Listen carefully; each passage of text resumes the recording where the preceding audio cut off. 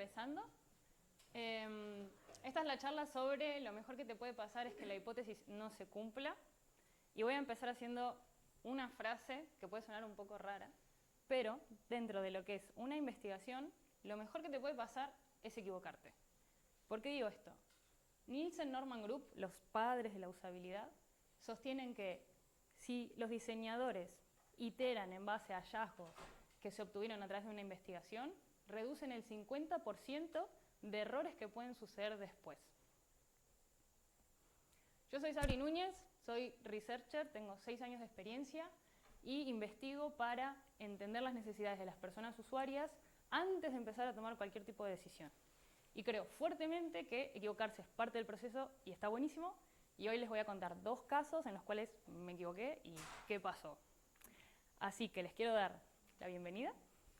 Y antes de empezar, quiero conocer un poquito cómo está compuesta la sala. Voy a hacer 3 preguntas y en la que se sientan identificados levanten la mano, ¿sí? ¿Quiénes de acá pertenecen o trabajan en el área de UX o estudian UX, ya sea UX, UI, Research, accesibilidad, Content? Levanten la mano. Vale, genial. Bajen. ¿Quiénes de acá no pertenecen a la burbuja de UX, pero alguna vez han trabajado, han tenido contacto, se relacionaron con un UXer, un UI, no sé, un researcher, alguien de accesibilidad? Levanten la mano. Wow, perfecto, genial, me encanta. Y por último, ¿quiénes de acá no tienen nada que ver con UX y estaban en el Valencia Tech y vieron luz y entraron? Levanten la mano. Bien. Valientes, muy bien. Bueno, no se preocupen, esta charla es súper introductoria, súper fácil de entender y aplica a varias áreas, así que cualquier duda o consulta, al final vamos a tener un espacio de preguntas y vamos a debatir, hacer catarsis, contar experiencias, etc. Y si no, con las cervezas también debatimos luego. Vale, vamos a empezar desde el principio. ¿Qué es UX? ¿Qué es User Experience?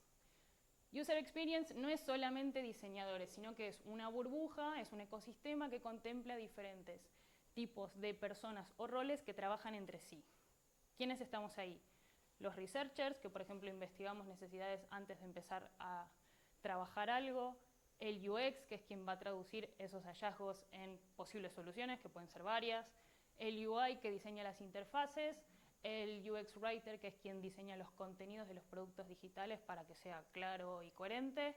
Y la gente de accesibilidad, que se encarga de darle una robustez al producto para que pueda la mayor cantidad de gente usarlo más allá de sus condiciones. Por ahí tenemos unos de accesibilidad, compañeritos. Y vamos a hablar del proceso específico de investigación. Dentro del proceso de investigación, nosotros siempre empezamos con un briefing. El briefing es cuando un cliente o un stakeholder se nos acerca con un problema y requiere una investigación. Nos dice, no sé, mi página web no está convirtiendo, mis usuarios no se loguean, están bajas las compras, etc. De ahí nosotros lo que hacemos es hacer una pequeña investigación para entender un poquito más de qué va el producto, de qué va el contexto, cuál es el target, quién lo usa. Y cuando ya tenemos masticada esta información, hacemos un plan. El plan de research, que es un documento que establece el contexto, los usuarios, el producto, y planteamos hipótesis. Las hipótesis son nuestro norte, nuestro eje, nuestro core. Todo lo que va a moverse de esa investigación va a apuntar a validar o refutar esas hipótesis. Son súper importantes. Y cuando tenemos este plan, salimos al campo, ejecutamos, recopilamos la información, analizamos y planteamos next steps. En esta charla nos vamos a centrar en el punto 3, ¿sí? ¿Qué es una hipótesis? Etimológicamente hablando, hipótesis es una palabra que está compuesta por 2 partes. Hipo, que es debajo, y tesis, que es posición. Esto quiere decir que sería lo que está debajo, la base que soporta otra cuestión. Y desde Nielsen Norman Group, que ellos son los padres de la usabilidad, unos teóricos que saben mucho de UX, lo que fundamentan es que es una suposición que identifica un problema, que es eso que hablábamos antes, que cuando viene un cliente ya nos trae un problema o una falencia, y especula posibles soluciones. Lo conectamos ahí con lo que hacen los UXers, ¿no? Que ellos ya van pensando posibles soluciones. Entonces ahí ya vamos conectando todo de a poquito. ¿Y cómo se formula una hipótesis? Una hipótesis es una oración muy larga, y está compuesta por varios bloques. No siempre tenemos toda la información para poder formularla completamente, pero está bueno saber más o menos cómo se arma. Y a los que les fue mal en análisis sintáctico en la escuela, presten atención. Tenemos la primera parte, el sí, es una variable independiente conectada a una variable dependiente. ¿Qué quiere decir esto? Es causa y consecuencia. Si yo hago esto, pasa esto. Si yo cambio esto, la consecuencia o el efecto va a ser este otro. Por ejemplo, si viene un cliente y nos dice, mis usuarios no están comprando, y nosotros como investigadores tenemos la hipótesis de que tal vez el botón comprar está un poco oculto. Entonces planteamos, si se trae más al frente el botón comprar o le damos más jerarquía al botón comprar, entonces aumenta la tasa de compra, la tasa de conversión de la tarea, bla, bla, bla, etc. Esa sería la primera parte. Luego la segunda parte refiere a nuestro público, a nuestros usuarios. Tenemos el racional, que es la evidencia que nosotros necesitamos demostrar para que se cumpla lo primero. Esta evidencia es qué piensa el usuario, qué siente el usuario, qué percibe el usuario de ese cambio que estamos planteando. Necesitamos acá la voz de la persona. Y por último, el público objetivo, que es para quién estamos armando esta hipótesis. Porque no es lo mismo plantear una hipótesis para todo el target que para, por ejemplo, adultos mayores. O personas usuarias que entran por primera vez al sitio. O jóvenes pertenecientes a la comunidad de la comunidad valenciana. Hay que acotarlo. Y para que esto salga bien, hay que tomarnos el tiempo que merece y prestar mucha atención a qué palabras vamos a usar en cada caso. Y acá es el momento en que tenemos que hacer pensar y ponernos a redactar. Y les traigo un ejercicio. Vamos a imaginarnos un caso hipotético. Viene un cliente o un stakeholder, quiere solicitar una investigación porque tiene un sitio web o un producto digital y se da cuenta que la gente no se está registrando. La gente no se está creando una cuenta, no se está registrando, los números no suben, no sabe por qué y no logra recopilar los datos que necesita de esos clientes. Entonces nosotros le decimos, perfecto, vamos a iniciar una investigación. Ya nos trajo ese briefing, ¿no? Ese problema. Entonces ahora hacemos una pequeña investigación contextual en la cual nos empapamos del tema. Leemos toda la documentación que nos trae el cliente, analizamos en internet, leemos paper, etc. Y vamos a visitar por primera vez el sitio web de este cliente. Entramos al sitio web, tenemos el botón registrarte o crear cuenta, ingresamos y vemos que hay un form con un montón de campos. Que ya nos dice, ok, raro, ojo, a ver, ¿qué hacemos con esto? Decimos, vamos a plantear una hipótesis en base a ese caso. Un formulario de registro con un montón de campos. Vamos a ver cómo lo hacemos. Acá tenemos los 4 bloques que habíamos visto antes, ¿sí? El primer bloque, como decíamos, es la acción. ¿Qué proponemos nosotros hacer frente a esto que identificamos como problema? Por ejemplo, si reducimos los campos del formulario de registro de 30 a 10, supónganse que era un formulario de 30 campos, planteamos reducirlo una tercera parte, ¿sí? A un tercio. Entonces, la tasa de completitud aumenta por encima del 60%. Acá ya estamos metiendo métricas, estamos diciendo, si haces este cambio, puede que haya un aumento de más de la mitad de registros. A modo métrica de negocio, te sirve. Racional, porque el formulario es percibido como rápido de completar. Esto es lo que percibe la persona que se va a registrar. Creemos que la persona va a ver menos campos y va a percibir que va a ser rápido, veloz de completar. Y por último, el público, por parte de los jóvenes de 18 a 30 años. Siempre que tengamos el dato, está bueno ponerlo. Si no tenemos el dato, no pasa nada, no hace falta ponerlo. Pero fíjense en los 4 bloques, como en todos hay un pequeño plus, ¿no? Por ejemplo, en el primero, no estamos diciendo solamente si reducimos, estamos diciendo si reducimos de la cantidad original, 30 a 10. Porque si nosotros dijéramos reducimos y hasta ahí, ok, ¿qué es reducimos? Reducimos un campo, ¿Reducimos la mitad? ¿Reducimos todo si nos quedamos con 3? ¿Qué es reducimos? En la segunda parte planteamos que aumenta la tasa de completitud. Ok, ¿a cuánto aumenta? ¿Aumenta un poquito? ¿Aumenta mucho? ¿Podemos decir más o menos el porcentaje que calculamos que va a aumentar con este cambio? Si lo podemos decir, genial. Porque el formulario es percibido como rápido de completar. Esto es algo que yo le corrijo mucho a mis compañeros UXers, porque a veces ellos vienen y dicen que el producto sea más usable, que el flujo sea más fácil. ¿Fácil? ¿Qué es fácil? ¿Fácil de qué? Fácil porque se percibe sencillo porque no tiene lenguaje técnico, fácil porque visualmente no hay tanta carga cognitiva, fácil porque lo resuelvo en menos segundos. ¿Qué es fácil? ¿Qué es usable? ¿Usable en qué sentido? Si se puede especificar todo eso, genial. Acá estamos hablando de rápido de completar. Si nosotros supiéramos cuánto tardan las personas en completar el formulario original de 30 campos, no sé, 5 minutos, podríamos acá incluso decir, bueno, rápido de completar, pasando de 5 minutos a 2 minutos, menos de la mitad. Ya le metemos otra métrica. Genial. Todo esto suma, ¿sí?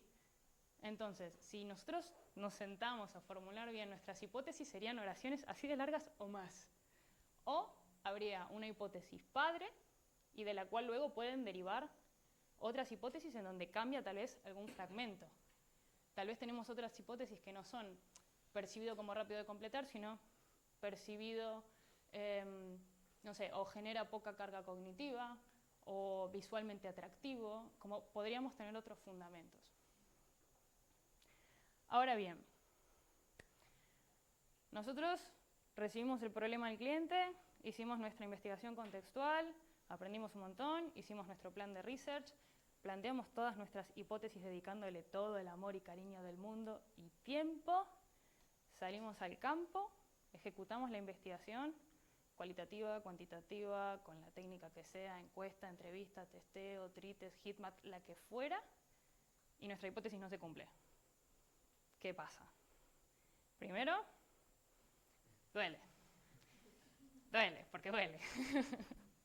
Pero después, es un gran aprendizaje. ¿Y a qué voy con esto?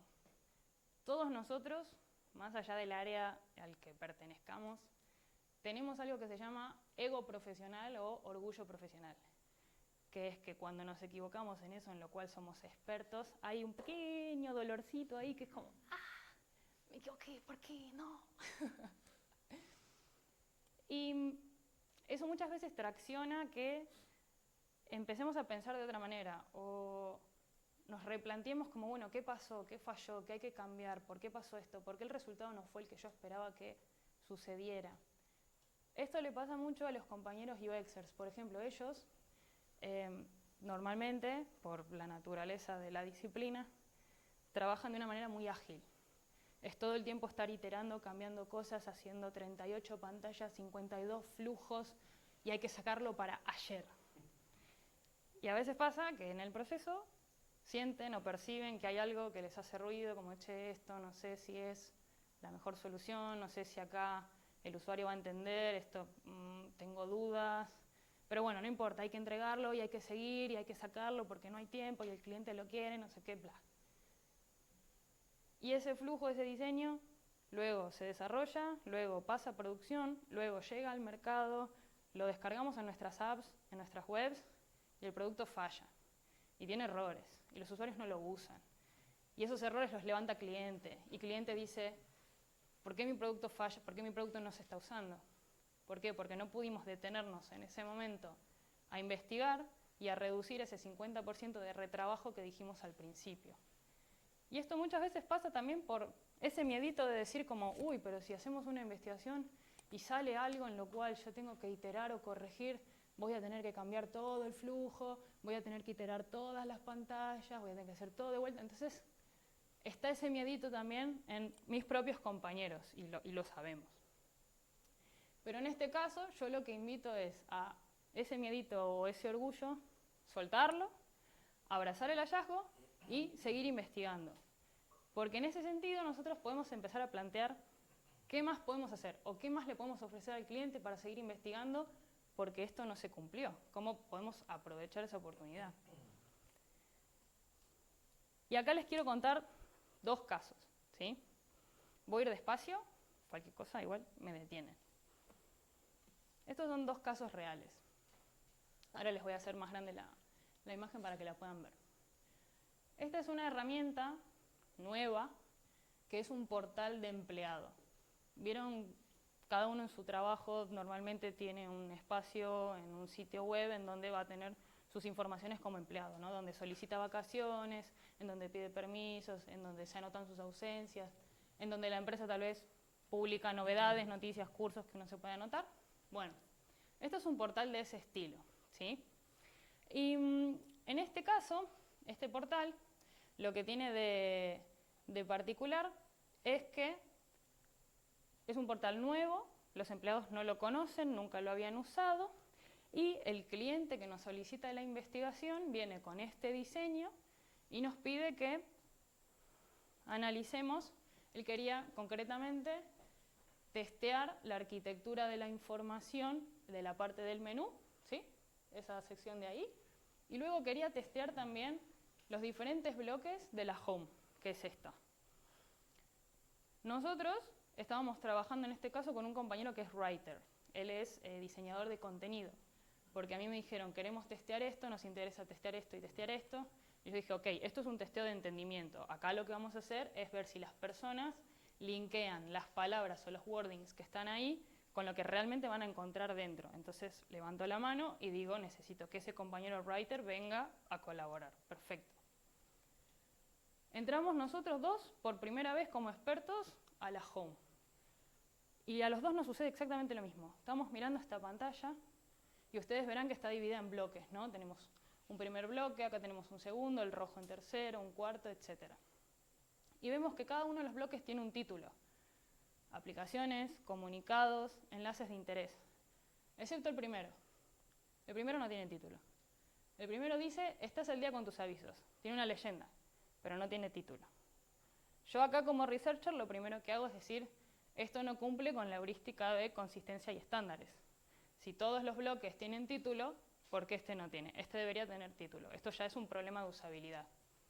Y lo segundo que dice mi compañero es, sí, y la persona, el usuario, tiene derecho, porque es un derecho, a la comunicación clara.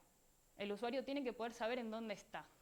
Aunque se perciba y sea intuitivo, tiene que haber un título y yo tengo que entrar y entender en dónde estoy parado en este momento, ¿sí?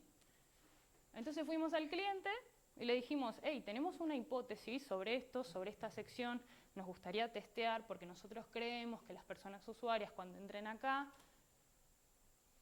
no van a saber en dónde están, tenemos dudas sobre qué expectativa tienen, qué esperarían encontrar, qué pasaría en esta parte. Y el cliente nos dijo, perfecto, por mí no hay problema, armen su hipótesis, vayan y testeen. La hipótesis que planteamos fue esta. Las personas usuarias no saben qué encontrar en la primera sección debido a que no tiene título. Esa sentencia es la que nosotros teníamos que o validar o refutar. O se cumple o no se cumple. Y creíamos que se iba a cumplir. ¿Y qué pasó? Todos los usuarios con los que testeamos entendían perfectamente qué había ahí. Y ahí fue cuando a mí el ego, como ¿por qué? ¿Por qué sabían lo que iban a encontrar ahí? ¿Qué me faltó? ¿Qué me perdí? ¿Qué se me pasó? ¿Qué formulamos mal? Lo que sucedió fue lo siguiente. Nosotros testeamos con 4 o 5 personas y eran personas expertas. Eran personas que en esta empresa trabajaban ya hace como 15 años y aparte usaban herramientas que eran muy similar a esa pantalla que acabamos de mostrar. Como por ejemplo SharePoint, Blogs, Newsletter. Esa herramienta que acabamos de mostrar, esto es una estructura de SharePoint. Esto está creado con SharePoint. Por eso es tan bloque, robusto, muy rígido, todo muy estático, porque esto es una estructura de Microsoft, que a veces la empresa contrata a Microsoft y hay que hacer todo en Microsoft y ya está. Y es como viene el paquete. Entonces, estos empleados estaban totalmente acostumbrados a esa estructura. Y ellos usaban otras herramientas en las cuales ya sabían que la primera sección era avisos. Y que en la primera sección, cuando les llegaba un aviso, iban a tener el aviso, luego iban a tener un botón para tomar una acción, si lo quiero leer, si no, si está pendiente, si me llega más de un aviso va a ser un listado, y si no tengo avisos, me va a aparecer la frase de no tienes ningún aviso. Lo sabían, lo tenían tatuado en la piel. ¿Qué nos pasó a nosotros? Nosotros habíamos planteado la hipótesis para cualquier tipología de persona, no solamente los expertos que trabajan acá hace 15 años. Pensamos también en el nuevo que acaba de entrar, en esa persona que no tiene conocimiento de SharePoint, de blog y de newsletter. Pensamos en todos, pero salimos a testear con 6 que eran expertos. Y es súper importante conocer el perfil de esa persona usuaria cuando nosotros vamos a salir a testear, o sea, con quiénes vamos a contar, a quién le vamos a hacer esta pregunta. ¿Me sirve hacerle esta pregunta a este tipo de persona o debería contemplar otra tipología de personas? Y lo que nosotros hicimos acá, los next steps que planteamos, fue comentarle al cliente, primero, che, te recomendamos que más allá de que tus expertos sepan que esto es la sección de avisos, que le pongas un título, porque no te cuesta nada, es un esfuerzo muy bajito, es cuestión de replicar, pones un título y se soluciona. Si aún con eso no le alcanzaría al cliente nuestra justificación, pedirle una segunda investigación, decirle, che, ¿podríamos salir a testear con personas nuevas de tu empresa? Personas que recién acaban de entrar, gente de prácticas, ¿tenés gente de prácticas que no esté totalmente empapada por estas herramientas y podamos hacer un pequeño testeo y mostrarte que no cumple con la usabilidad que necesita? Todos esos son posibles caminos que se pueden hacer cuando, por ejemplo, una hipótesis no se cumple. Y vamos a ver otro caso. Este es un poquito más complejo. Esta es una herramienta que utilizan funcionarios de una comunidad autónoma. No la utilizan, perdón, utilizarían a futuro. La tarea que hacen los funcionarios es, ellos chequean el estado de solicitudes de ayudas y subvenciones. Por ejemplo, si yo pido una ayuda al alquiler, el funcionario lo que va a hacer es ingresar mis datos y chequear en qué estado está mi solicitud de ayuda al alquiler. Está confirmado, está pendiente de documentación, hay que gestionar algo, está por finalizar, ya finalizó, se venció, lo que fuera. Esto se hace en todas las comunidades autónomas. En este caso, este diseño lo realizó una compañera, UXer, y la limitante que tenía mi compañera es que este cliente que solicitó este diseño no solamente trabajaba con nuestro equipo UX, sino que también trabajaba con otro equipo UX, de otra empresa. Y ese otro equipo UX había planteado un design system, ya lo tenía planteado, un sistema de componentes que ya estaba establecido, y la regla era, hay que usar sí o sí este sistema de componentes. Entonces, mi compañera, a la hora de ponerse a diseñar, me dice, Sabri, tengo una duda porque los componentes me están limitando. Yo estoy estableciendo acá un flujo que para mí no es intuitivo, que las personas cuando lo vayan a usar no lo van a entender. Me decía, tengo dudas porque estas personas, estos funcionarios, son un target de personas muy reticentes al cambio y reticentes a la tecnología y no les gusta que les cambies de lugar las cosas. Son personas grandes y si no les gusta, no les gusta y es un problema. Entonces ella estaba preocupada y me decía, no sé qué hacer porque para mí esto está mal, no quiero avanzar y que esto salga y que después sea un problema, ¿qué podemos hacer? Entonces yo le dije, perfecto, salgamos a testearlo, ¿sí? Vamos al campo, testémoslo 5 minutos rápido y veamos qué pasa. Y en este caso, cuando le propusimos esto al cliente, al stakeholder, él dijo, perfecto, vayan, testeen, pero para mí está claro como el agua. Para mí es evidente, mis empleados lo van a entender perfectamente, yo acá, vayan, hagan sus cosas, nos dijo. Y les quiero mostrar a ustedes de qué se trata la duda que tenía precisamente mi compañera. Vamos a pasar aquí. Vale. En este proceso que tiene que hacer el funcionario, tiene primero 2 pasos, paso 1 y paso 2. En el paso 1 y paso 2, primero completa documentación o informaciones sobre el solicitante es, no lo sé, Carlos García. Quiero conocer qué subvenciones tiene Carlos García corriendo. Perfecto, pongo los datos de Carlos García, luego pongo datos secundarios y cuando llega al paso número 3, tiene que elegir qué subvenciones, de qué subvenciones quiere consultar los datos, ¿sí? Y les voy a hacer zoom en el paso número 3 para que vean el microflujo que había dentro del flujo. Vale. De todos esos servicios que tiene el funcionario para elegir, puede elegir uno, puede elegir 3, puede consultar todos, ahí es indiferente. Pero para cada uno de esos servicios que quiera consultar, adentro tiene que hacer un proceso. Que este proceso se puede hacer solo de una manera y si no se hace en este orden, no puede avanzar en la plataforma, o sea, es muy restringido. Lo primero que tienen que hacer es, en la parte de allá, marcar el checkbox. Elige el servicio. Lo segundo que tienen que hacer es desplegar este chevron de acá, esta flechita, porque el servicio puede requerir datos extra, que todavía no están. Como este es el caso, ¿no? Ahí pide nombre de empresa, debe ser una ayuda o subvención relacionada a empresa o algo así. Nombre de empresa. Lo tercero que tiene que hacer es completar a mano el nombre de la empresa. Perfecto, 3 pasos, microflujo. Lo siguiente que tiene que hacer es guardar estos datos, porque si no lo guarda, esto se pierde, el sistema no lo guarda, entonces completamos al divino botón. Una vez que guarda, esta etiqueta de acá que dice sin completar, cambia automáticamente a completado. Estamos en la 5ª interacción. Y por último, lanza la consulta, número 6. Tiene que hacer 6 pasos distintos en cada uno de los servicios que quiera consultar en este orden, porque si no lo hace en este orden, no sirve de nada. Y esta era la duda que tenía mi compañera, yo no sé si va a entender que primero tiene que hacer clic en el checkbox y después tiene que desplegar acá y después tiene que completar allá y que esto cambia y que no puede lanzar la consulta porque primero tiene que guardarlo. Todo esto era la duda de mi compañera. ¿Qué hicimos? Salimos a testear, testeamos con las personas. ¿Y qué pasó? Nos equivocamos, por supuesto. ¿Qué pasó? Estas personas con las que nosotros testeamos, era la primera vez que usaban esta herramienta, pero estas personas conocían de memoria el proceso de hacerlo en papel. Ellos sabían que en papel tenían el archivo de cada ciudadano que haya pedido una subvención, que en el archivo hay ciertos datos ya establecidos y que en algún momento tienen que volver a completar otros datos. O sea que en algún momento del proceso van a tener que meter datos dentro de la interfaz. Y ellos, cuando llegaban a este paso, intuían que este era el momento de meter datos. Lo intuían por el conocimiento que tenían teórico de hacer esta tarea 30 veces todos los días. Y lo que hacían acá era genial, porque ellos hacían clic, tiraban clic, así, más o menos a lo que creían que era, y lo resolvían. Decían, bueno, yo creo que es acá, clic, mira, y acá meto la empresa. Bueno, y ahora lo guardo porque va a tener que quedar guardado y lanzo. Y lo resolvían.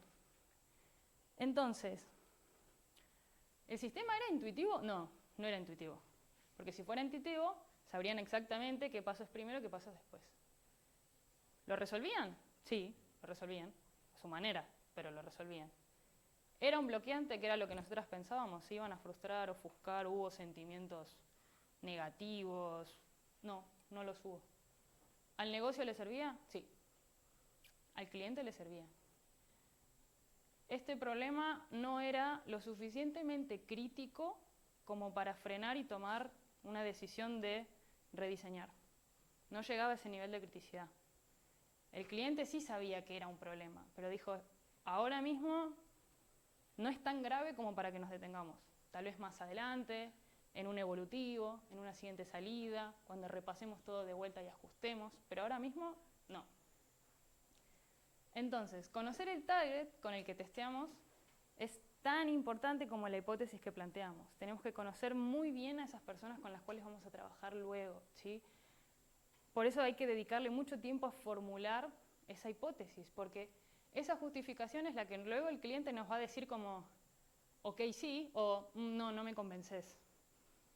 Tu fundamento no me convence, no. Entonces, de eso se agarra toda la investigación. Y lo que quiero que se lleven es que investigar no es tener razón. Investigar es aprender y que lo mejor que te puede pasar en una investigación es equivocarte, porque es ese momento incómodo el cual te hace frenar, repensar, replantearte, ser más crítico y a partir de ahí empieza el buen diseño.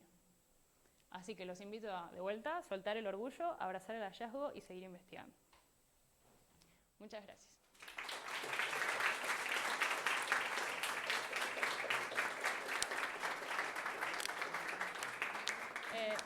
Les dejo QR por si alguien quiere conectar por LinkedIn. Adelante. Y tenemos tiempo de preguntas, debates existenciales, crisis, lo que quieran. Y yo quiero preguntarle a todos ustedes, que somos de distintas áreas y eso me encanta, si alguna vez se equivocaron en su trabajo, en lo que son expertos, y qué pasó. Si se acuerdan de alguna situación como, ¿qué sucedió? Si alguien se anima.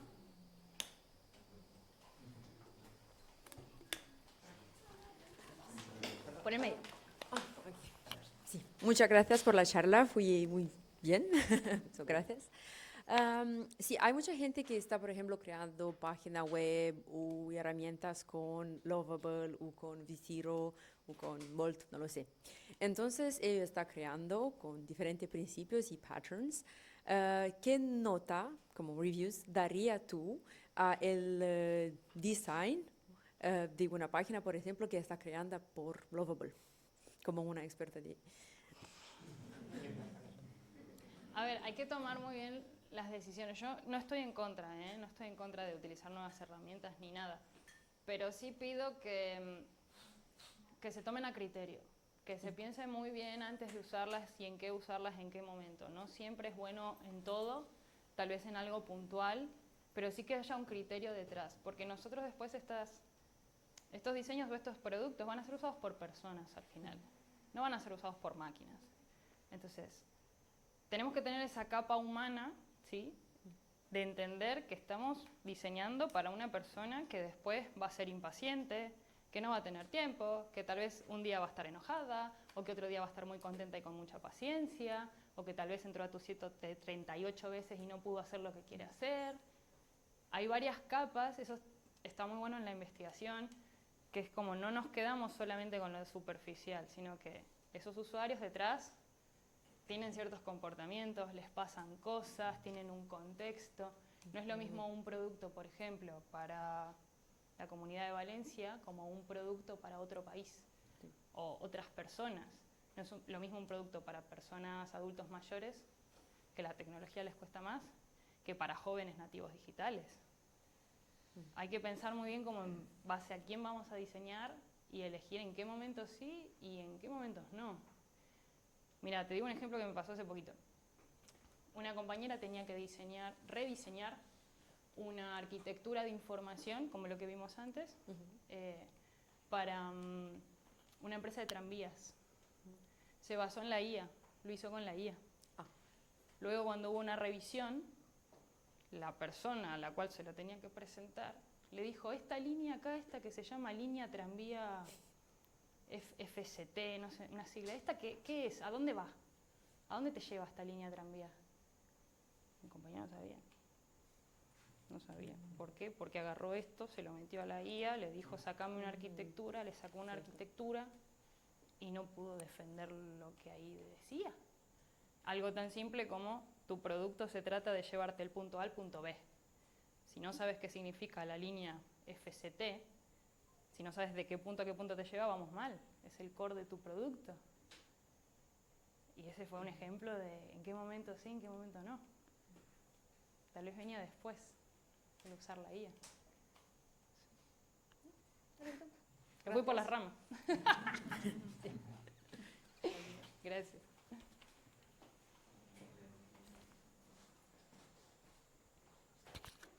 Hola, muchas gracias por la charla. Has dicho una cosa bastante importante, en mi opinión, y es el tomarnos ese tiempo para pensar o para replantear el camino cuando encontramos que estamos equivocados. Y mi pregunta era el cómo haces tú esa gestión de, hostia, la he liado o he encontrado esto, tengo que al cliente pedirle más tiempo o pedirle esta rectificación o ese planteamiento. Sí, muy buena pregunta. A ver, hay una limitante que son los tiempos, ¿no? Los proyectos se pactan en cierto tiempo, se tienen que entregar, y a veces nos juegan muy en contra poder hacer esa negociación y que esa negociación se traduzca en que nos den la oportunidad de ampliar un poquito el plazo y seguir investigando. Yo lo que aprendí también a entender es que yo no tengo la decisión, no está en mis manos el poder crearte un producto perfecto. No está en mis manos.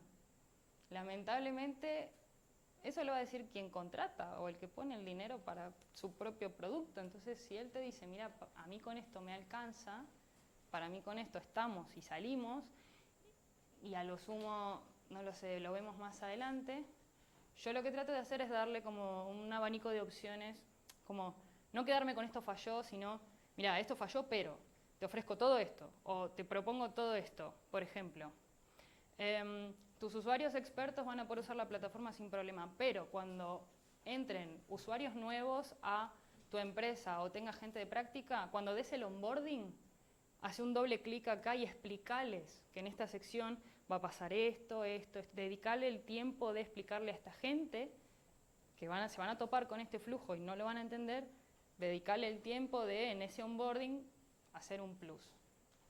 Te propongo también, el día de mañana, si algún día volvés y querés que hagamos evolutivos, que testemos esto con otra tipología de usuarios y ver qué sale. Que tal vez lo hacen bien igual, que no tengo idea. No lo sé, métricas.